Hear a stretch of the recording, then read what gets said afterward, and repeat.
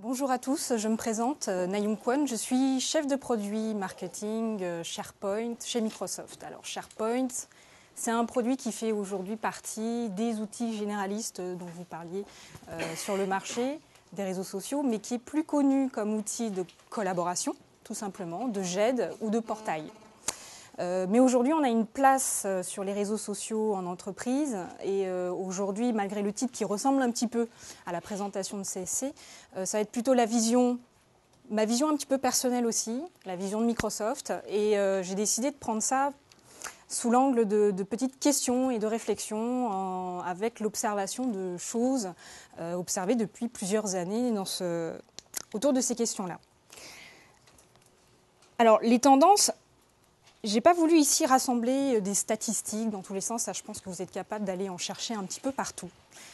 Ce que j'ai essayé de voir, c'est qu'il y a un an, Gartner a publié des prédictions sur l'usage et l'avenir du social software. Donc ils en ont fait 5 principales, j'en ai mis 2 là parce que ça traitait essentiellement de réseaux sociaux. Où ils annoncent, et là on est en 2011, ils n'ont pas fait de nouvelles prédictions depuis, et d'ici 2012 ça veut dire qu'on est un peu à mi-chemin, et où en est-on aujourd'hui?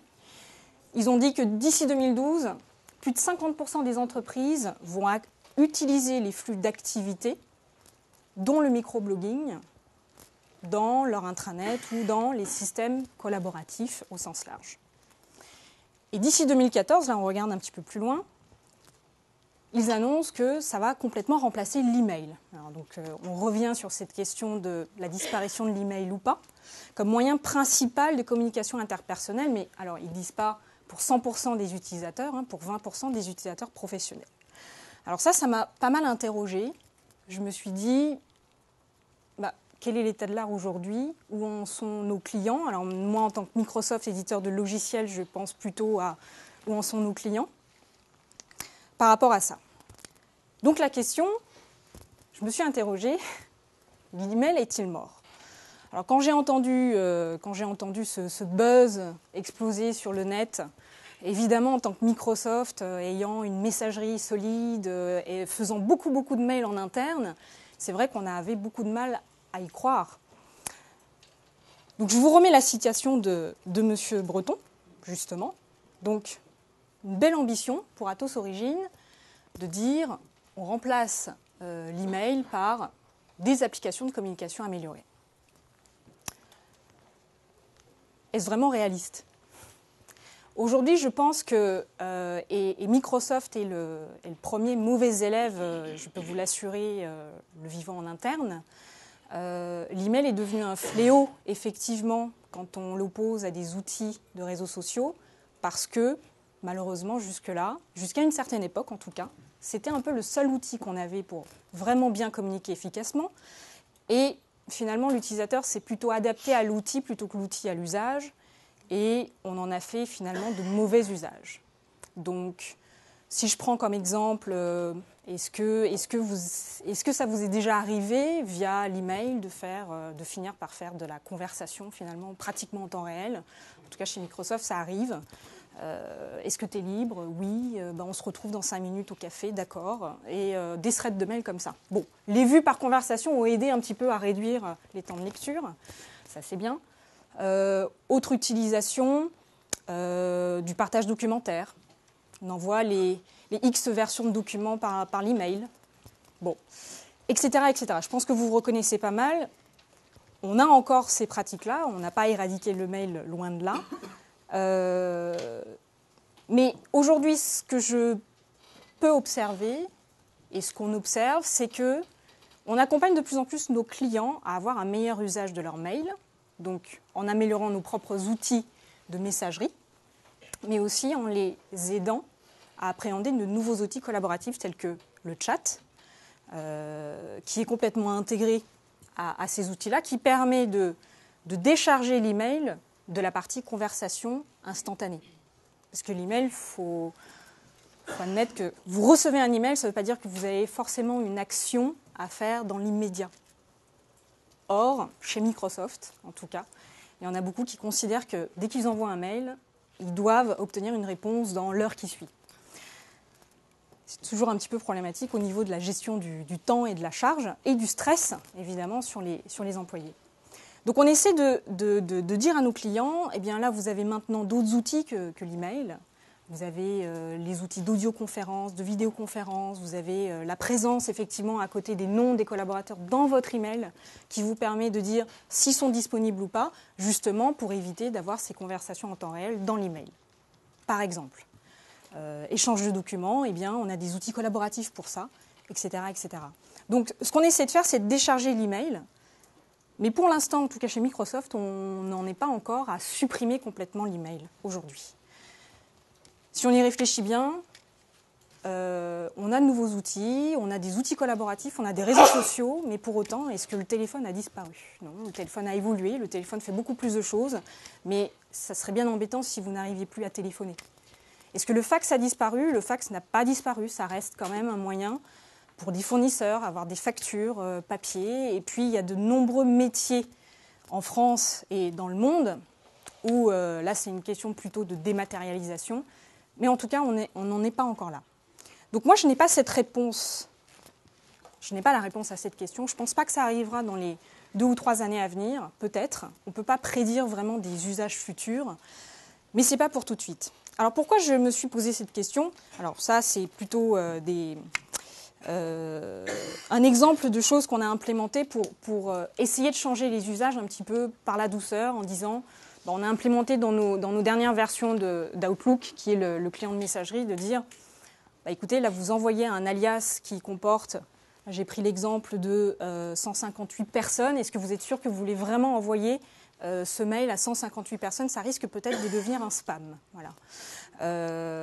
Après, on peut aussi utiliser des règles du type, peut-être que vous n'avez pas le droit d'envoyer un mail à tout MS France. Microsoft France ayant 1700 employés. Alors, on est un petit peu moins nombreux, on est beaucoup plus modeste que CSC. Mais on met des règles pour un petit peu contrôler et gouverner ça. Des exemples comme si vous avez un employé ou un collègue qui a mis son message de je suis absent du bureau, et on l'a tout de suite dans le mail pour prévenir la personne que ne vous attendez pas à avoir une réponse dans l'immédiat puisque la personne sera absente jusqu'au 9 mai. Voilà. Donc ce n'est pas très intrusif et ça, je pense, ça aide de façon assez intuitive et non intrusive les utilisateurs à un petit peu changer leurs habitudes. Alors pourquoi ce buzz autour de j'enlève l'email de mon entreprise? Pourquoi ce buzz autour de pourquoi les réseaux sociaux en entreprise? Il y a beaucoup de questions qui sont posées et l'une des raisons, en tout cas je me l'explique comme ça, c'est évidemment la consumérisation. Le fait que aujourd'hui, pas de frontières, pratiquement plus de frontières entre le travail et la maison.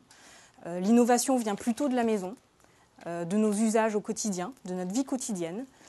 Et on a une forte volonté, parce qu'au final, dans l'entreprise, nous sommes des utilisateurs finaux qui nous retrouvons dans l'entreprise également, et que ce soit l'utilisateur qui est simple collaborateur, l'utilisateur qui est manager, l'utilisateur qui est décideur et qui décide des grands projets pour l'entreprise, c'est un utilisateur lambda à la maison, donc qui a de nouveaux usages très innovants. Et effectivement, dans l'entreprise, aujourd'hui, on n'a pas su répondre assez vite à cette évolution de besoins. Donc, on a une forte volonté d'importer ces nouveaux usages dans l'entreprise. Mais évidemment, tous les consultants, toutes les entreprises d'accompagnement diront, eh bien, évidemment, il ne faut pas importer tel quel ces pratiques et ces usages dans l'entreprise.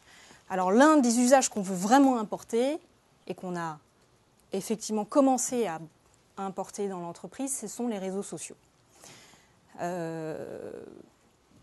Pour Microsoft, nous sommes dans le réseau social, et évidemment, également. Et les raisons qui nous ont poussés à le faire, je pense que beaucoup de clients s'y retrouvent également, c'est le besoin de créativité et d'innovation qu'on n'a pas et qui n'est pas mise en valeur, en tout cas avec les outils traditionnels collaboratifs qu'on peut avoir. Avoir une meilleure efficacité et rentabilité des collaborateurs. Et pour Microsoft, en tout cas, on avait la problématique aussi de capturer et de partager la connaissance. Et ce n'est pas qu'une question de collaboratif pur ou de GED, c'est vraiment capturer et partager la connaissance. On a une moyenne d'âge chez Microsoft d'environ 35 ans et la pyramide se décale d'un an tous les ans à peu près. On fait des efforts de recrutement et c'est vrai que plus ça va aller, on a du turnover comme toute entreprise. On est une entreprise technologique. On a en filiale beaucoup de commerciaux et de personnes au marketing. Mais le cœur de notre entreprise, dans notre maison mère, ce sont quand même les chercheurs, la recherche et le développement, les ingénieurs. Et ils ont un savoir qu'ils ont chez eux, mais qu'ils ne transmettent pas forcément aux jeunes générations qui arrivent. Donc, la problématique du knowledge management faisait partie intégrante de notre réseau, de notre problématique de réseau d'entreprise, de réseau social. Alors du coup, les clients, quand ils viennent nous voir, ils disent moi je veux un Facebook d'entreprise. Et effectivement, nos commerciaux qui travaillent et qui vendent nos produits tels que SharePoint disent cher client, voilà, ça vous pouvez considérer comme un Facebook d'entreprise. Aujourd'hui, ça fait certainement moins peur. Mais ce sujet, on le traite depuis d'ailleurs que Facebook a pris cette ampleur-là. Et souvent, la première réaction qu'on observait chez nos clients, c'était effectivement la peur. Pourquoi ? Parce qu'ils ont observé chez leurs enfants ou sur eux-mêmes le pouvoir de Facebook, les dangers de Facebook, le fait de se dire on ne maîtrise peut-être pas forcément l'information qui circule. Et la masse d'informations qu'il y a dans Facebook, si je le transpose dans mon entreprise, moi, je n'aurai jamais l'infrastructure, ça va devenir une cacophonie. Et ils avaient effectivement peur. Et ils ont eu raison d'avoir peur puisque les enjeux dans l'entreprise ne sont évidemment pas les mêmes que Facebook. Si on revient un petit peu sur l'historique, vous avez peut-être vu Social Network, le film, vous connaissez peut-être l'histoire de Facebook. Au départ, c'était quand même, oui, un yearbook, c'était un réseau qui permettait d'aller regarder et chercher les photos du trombinoscope de l'université. Et le jeu, c'était qu'on s'envoie les photos et qu'on juge j'aime, j'aime pas. Ça a commencé par le fun. Et c'est ça qui a marché. Et c'est aussi des fonctionnalités de partage qui, dans le grand public, ont permis une forte adoption de Facebook. J'ai entendu un petit paragraphe sur l'ego. Effectivement, c'est très important. C'est un ingrédient très important dans le succès de Facebook. L'ego, mais pas seul. Si je compare, par exemple, la fonctionnalité de tagging dans Facebook, qui en a fait un succès et qui a permis à Facebook de surpasser les fonctionnalités, par exemple, de Flickr. Flickr, c'est aussi un outil communautaire de partage de photos, mais plutôt de partage de jolies photos pour partager sa passion. Là aussi, ils ont implémenté des fonctionnalités de tagging, de personnes, etc. Mais la différence de Facebook et du partage de photos et du tagging de photos dans Facebook, c'était qu'on pouvait se taguer, on pouvait taguer les autres et on partageait des photos de soi avec les autres. Et c'est ça qui a fait toute la différence entre Flickr et Facebook, en tout cas sur le partage de photos. Et cette adoption massive à observer est très intéressante à observer et on peut en déduire et appliquer quelques bonnes recettes pour l'entreprise. Mais évidemment pas tout.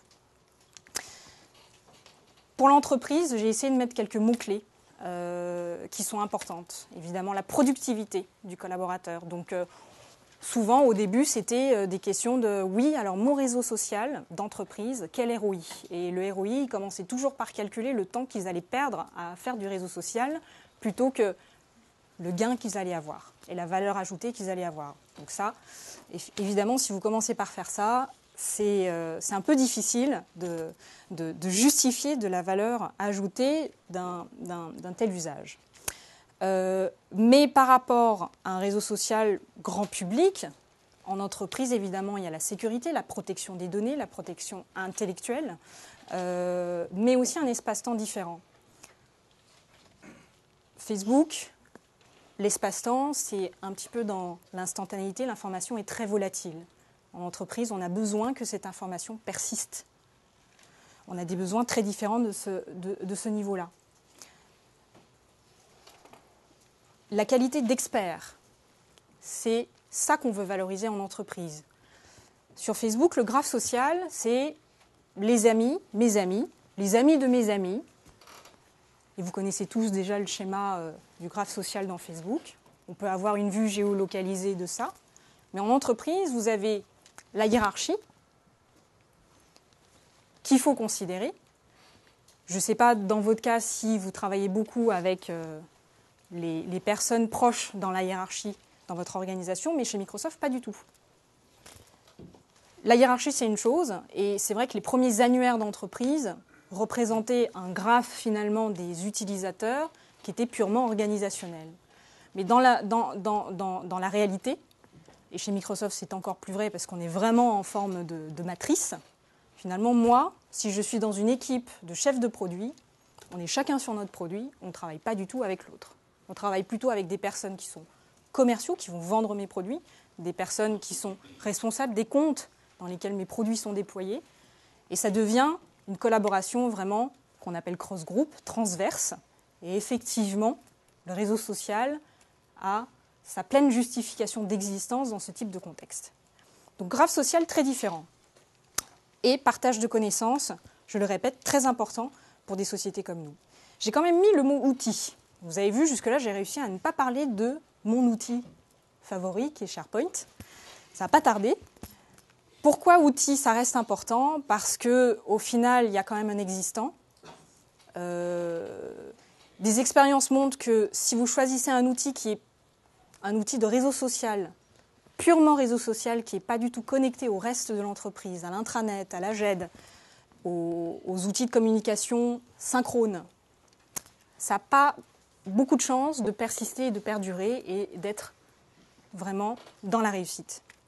Donc le choix de l'outil est important pour la pérennité de ce type de projet, mais aussi parce que ça doit être un outil intuitif pour garantir le succès et l'adoption de ces nouveaux usages.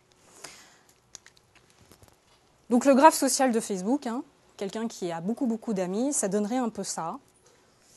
Mais dans l'entreprise, alors j'ai pris mon organigramme, j'ai des gens à côté, des gens au-dessus. Vous voyez, je ne suis pas très loin d'Éric Boustouler. Et on retrouve cette information un petit peu dans tous nos outils, donc nos outils de communication synchrone. Et ça, c'est dans mon outil de profil personnel. Alors, je vais revenir plus tard. Donc là, par rapport au retour d'expérience Microsoft, je ne vais pas pouvoir malheureusement vous raconter tout l'historique, puisque je n'étais pas là et je n'étais nullement en charge de l'implémentation du réseau social chez Microsoft. Mais par contre, je vais vous raconter mon expérience personnelle. Puisqu'il y a encore un mois, j'étais commerciale encore sur les outils de développement. J'ai été par le passé avant-vente technique sur la plateforme SharePoint et je suis devenue chef de produit marketing très récemment. Donc je suis en transition et je suis quelqu'un d'hyper connecté dans ma vie privée, sur Facebook, Twitter, etc. Je partage beaucoup ma vie, je dois avoir un gros ego. Et chez Microsoft, du coup avec ce changement de responsabilité, eh bien, s'impose un changement de communauté, de collègues, de personnes avec lesquelles j'interagis. Et donc j'ai fait l'exercice d'utiliser ces outils pour me reconstituer mon réseau. Et je vais vous montrer un petit peu les étapes que j'ai franchies pour ça. Donc, ça ne va pas être une présentation produit au complet. Évidemment, notre produit est magnifique et il fait beaucoup de choses. Donc, vous aurez mes coordonnées. Si vous voulez en parler, je serai disponible. Mais ici, avant tout, une observation assez marrante. Alors, on a déménagé ça fait pratiquement 2 ans à Issy-les-Moulineaux. Avant, on avait un site aux Ulysses qui était historique depuis la création de Microsoft France dans les années 80. Et on avait un site plutôt rue de l'Université aux Invalides parce que les Ulysses, ça faisait un peu loin pour nos clients, donc ils ne venaient plus nous voir. Donc rue de l'Université, c'était un petit peu mieux. Et puis on avait un siège européen pas très loin, à Cœur Défense. Et puis on s'est rendu compte que on perdait beaucoup de temps à faire des transferts entre les Ulysses, rue de l'Université et la Défense, malgré nos outils de réunions virtuelles, etc. N'empêche qu'on ne peut pas se passer de réunions physiques. Et du coup, on perdait beaucoup de temps là-dedans. Donc, ce n'était pas la seule raison, évidemment, de notre déménagement, mais le résultat a fait que maintenant, on est 1700 personnes sur le même site réunies.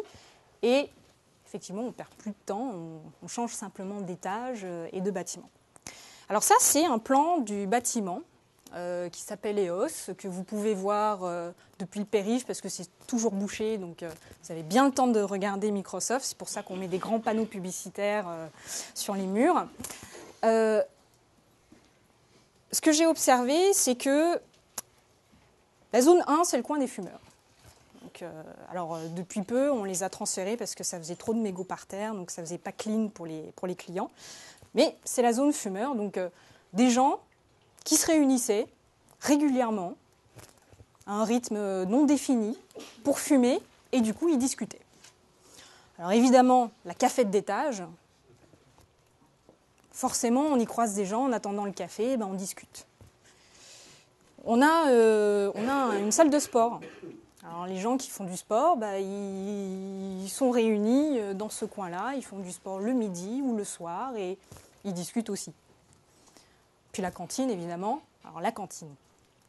Alors évidemment, vous y allez avec des gens d'affinité. Mais alors, si vous croisez des gens, c'est le moment de discuter parce que, tiens, je t'ai envoyé un mail et tout. Enfin, voilà. Beaucoup de choses qui se passent dans ces endroits stratégiques. Mais alors la limite, c'est un peu comme Facebook, l'information, c'est pire, c'est volatile. C'est très géolocalisé, comme vous pouvez le voir. Mais qu'est-ce que ça montre ? Ça montre que finalement, l'humain est naturellement attiré par l'appartenance à quelque chose. D'accord ? Donc, je suis fumeur, je fais partie de... Voilà. Alors là, j'ai pas mis, il y a les motards, il y a ceux qui font du vélo, ceux qui prennent la navette pour prendre le RER, donc qui partagent les galères et tout. Donc, c'est des rapprochements et c'est tout à fait humain. Donc, on le fait tous vraiment très naturellement. Et on a besoin d'appartenir à quelque chose avec des objectifs communs ou des intérêts communs. Donc, on est déjà des réseaux sociaux en puissance. Simplement, il faut un outil justement pour matérialiser ça et pérenniser l'information et cette richesse d'informations qui est échangée. Donc nous, c'est SharePoint. On ne va pas utiliser des concurrents, ce serait quand même le comble. Mais effectivement, cordonnier mal chaussé, etc., c'est un petit peu vrai, mais pas tout à fait. On essaie quand même d'être les bons élèves. Mais c'est vrai qu'on est tellement concentré sur notre travail, pour vendre nos outils, etc., on ne pense pas toujours à nous en premier. Mais on profite quand même du fait d'être une entreprise à grande échelle pour faire nos bêta-testeurs de nos propres produits, faire nos déploiements, etc. Parce qu'à travers le monde, on est 90 000 et en France, je vous le disais, 1700. Alors, SharePoint, c'est un produit qui est résolument centré sur l'utilisateur. Ça fait partie du grand nom qui s'appelle Office, que vous connaissez tous. Là, j'ai remis 4 mots, enfin 4 groupes de mots, on va dire, 4 thèmes, qui résument un petit peu le parcours de cette gamme Office. Microsoft, à ses débuts, c'était le poste de travail. Et d'ailleurs, pour beaucoup de gens dans la vie courante, Microsoft, ça se résume à Windows Office. Ça, tout le monde connaît. Alors après, maintenant, on fait de beaux produits, ça commence à se connaître avec la Xbox. Bon. Mais c'est quand même poste de travail. Et dans les outils très collaboratifs, finalement, ça a été vraiment la période de l'email, et vous voyez qu'on en souffre encore un petit peu. Et ensuite, SharePoint, ça a vraiment apporté la partie collaboration. Les sites d'équipe, la gestion documentaire, donc le pouvoir stocker des documents liés avec Office. Mais on a toujours voulu garder ce lien avec la première interface qu'avait l'utilisateur devant soi, le poste de travail. Donc de dire Office est la porte d'entrée vers le collaboratif et Office est la porte d'entrée vers le partage, etc. Et on est peu à peu venu à ces communautés transverses. Mais avant d'arriver à ces communautés transverses qu'on adresse aujourd'hui, on a commencé tout simplement par l'annuaire d'entreprise, les profils, etc. classiques. Donc pour nous, c'est très naturel d'en venir aux réseaux sociaux.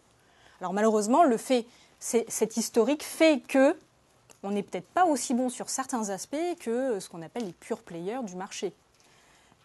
Mais je pense qu'on a quand même un avantage grâce à l'intégration des outils qui améliore et qui participe à la fluidité des usages.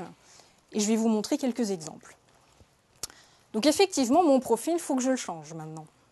j'ai changé, je ne suis plus marketing. Alors, il y a des informations qui sont poussées automatiquement depuis mon annuaire, comme mon numéro de téléphone qui ne va pas changer, mon mail qui ne va pas changer. Mais là, j'ai fait le vide et je vais pouvoir re-remplir mes centres d'intérêt, mes compétences et me déclarer compétente sur SharePoint et le marketing et les réseaux sociaux, etc., etc. Donc ça, je dirais, c'est très classique. Et après, ça, c'est un petit peu une personnalisation qu'on a faite de SharePoint 2010, où sur ma page de profil, tout aussi simple que les exemples que CSC vous a montrés, ma photo, les informations classiques liées à mon profil, et là, tout le contenu qui gravite autour de moi. Et chez Microsoft, on a beaucoup de contenu, on a beaucoup de documents, on a la partie organisation qui est très importante pour comprendre, et des tags, des documents, des notes et des vidéos. On est parti sur beaucoup de scénarios de vidéos, vous allez le voir. Donc ça, c'est mon profil. Ensuite, qu'est-ce que j'ai fait? J'ai reconstitué mon réseau. Dans Facebook, je suppose que régulièrement, vous faites un petit peu le ménage, parce qu'à force d'ajouter des gens et tout, vous en avez peut-être un peu trop. Là, c'était un petit peu la même démarche. J'avais pas mal de collègues avec les mêmes centres d'intérêt, mais comme mes centres d'intérêt changent, là, je vais changer les personnes que je vais suivre ou pas. Donc, on me suggère des personnes et j'ai la mise à jour des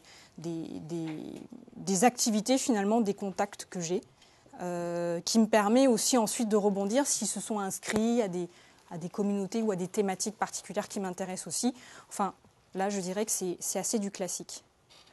Ensuite, je commence un petit peu mon activité, je dirais, pour me déclarer un petit peu compétente dessus. Donc là, c'est peut-être pas les bons exemples parce que c'est pas encore sur du marketing SharePoint, mais on a des outils pour taguer, se déclarer, dire ça c'est mon centre d'intérêt et tout ça va remonter et on espère que effectivement ça va bien marcher.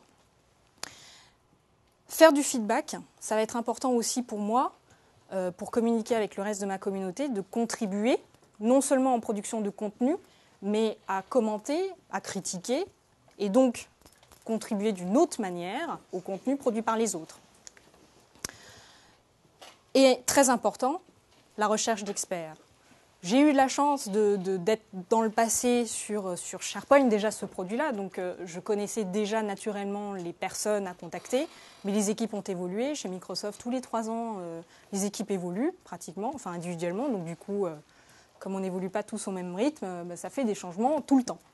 Donc du coup, j'ai fait SharePoint France et là, j'ai vu tous les experts déclarés dans mon annuaire, que je retrouve aussi dans mon outil de chat et de messagerie instantanée. Et ensuite, pour la partie capture d'informations, oui, ce n'est pas de la GED, les réseaux d'entreprise, les réseaux sociaux, mais comme je vous le disais, nous, on est dans la philosophie d'accompagner les utilisateurs et de partir de ce qu'ils connaissent déjà pour les pousser vers le collaboratif, donc c'est ce qui se passe ici, et naturellement dans Office de pouvoir collaborer de manière synchrone autour d'un document. Donc ça, c'est les mécanismes d'édition synchrone, je dirais, et ensuite autour du document, de pouvoir commenter et de pouvoir faire de la conversation autour de cette production d'informations sous toutes ses formes, que vous pouvez voir ici, et le média, la possibilité d'accéder et de pouvoir faire tout ça, que je sois sur mon client riche, sur un site web, en extranet ou sur mon téléphone mobile, est clé pour l'adoption de ces nouveaux usages.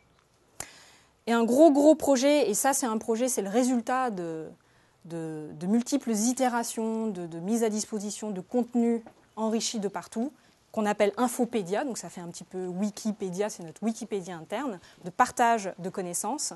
Et en gros, là, si on reprenait l'historique, ça fait 10 ans. Ça fait 10 ans, et c'est le résultat d'un travail de 10 ans. Donc, c'est jamais magique, hein. On n'obtient pas ça du premier coup, mais pour nous, c'est très important, cette partage de connaissances. Donc, on a ça, et puis on a Academy, qui est une pure plateforme de podcasting. Et là, je n'aurai pas le temps de vous raconter comment ça avait démarré, mais en gros, on a voulu donner des goodies aux gens pour, au début, les motiver et les faire participer. Donc, on cumulait des points, on avait des souris, des claviers, et ça suffisait, parce que nous, on est une population de geeks, donc nous, on est très contents avec ça. Voilà. La clé du succès, en quelques mots, le succès, c'est l'engagement de tous. Ça ne peut pas être des groupes isolés, effectivement, parce qu'il faut vraiment, pour que ça marche, que tout le monde soit engagé. Donc, les DSI, l'informatique et l'IT doivent être un support pour créer un environnement favorable pour cet engagement et pour créer la confiance, la cohérence et la tolérance. Alors, il y a beaucoup d'humains là-dedans, puisque pour que les gens s'expriment, il faut lever les freins à leur expression, qui peut être la crainte de l'exposition, le fait de dire « je ne suis pas bon en orthographe », « je ne suis pas fier de mes idées »,« moi j'en ai pas trop », « je ne suis pas sûre »,« je ne suis pas vraiment un expert », « est-ce que je vais partager ?» Peut-être la crainte de la hiérarchie, effectivement. On l'a beaucoup associé à la culture française, mais voilà. La crainte aussi de la propriété intellectuelle, parfois. Hein. Moi, j'ai rencontré pas mal de clients dans l'industrie pharmaceutique où le fait d'échanger avec les autres, c'était très tabou, parce que la connaissance était leur richesse. Donc, ils n'avaient pas fait forcément fait le lien avec la valeur ajoutée du partage. Et parfois, simplement, c'est pas de temps à consacrer et juste pas d'intérêt à converser avec les autres. Donc la technique est nécessaire, mais ne suffit pas. L'expérience le montre et Gartner prévoit encore une fois que des projets réseaux sociaux drivés et conduits que par l'IT vont forcément échouer. Donc c'est vraiment quelque chose, c'est l'utilisateur qui est au centre, donc on ne peut pas simplement choisir un outil.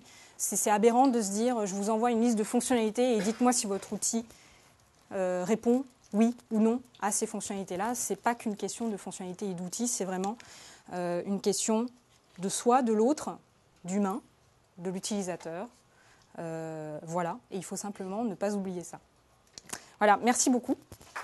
Ça, j'ai pris dans les temps.